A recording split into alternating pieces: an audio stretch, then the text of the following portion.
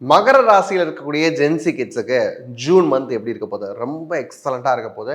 நான் சொல்லக்கூடிய சின்ன சின்ன விஷயங்களை மட்டும் ஃபாலோ பண்ணிக்கோங்க.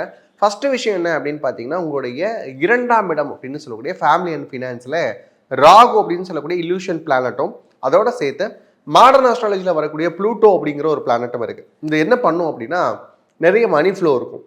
ஃபினான்ஷியலாக நிறைய விஷயங்களை, அதுவும் குறிப்பாக ஜென்சி கிட்ஸ் என்ன பண்ண போகிறீங்க அப்படின்னா, இன்டர்ன்ஷிப் மாதிரியான விஷயங்களில் உங்களுக்கு வர வேண்டிய பணம் சின்னதாக எங்கே இருந்தாவது வரக்கூடிய வாய்ப்புகள் இருக்குது. 18க்கு மேலே இருக்கிறவங்களுக்கு நல்லாவே மணி ஃப்ளோ அப்படிங்கிற விஷயத்தை எதிர்பார்க்கலாம். அட்லசன்ஸுக்கு கூட இருக்கிறவங்களுக்கு கூட நிறைய அமௌண்ட் வரதுக்கான வாய்ப்புகள் இருக்குது. இந்த அமௌண்ட் அப்படிங்கிற விஷயத்தை மட்டும் எப்படி முறையாக பயன்படுத்திக்கிறது அப்படின்னு பாருங்கள்.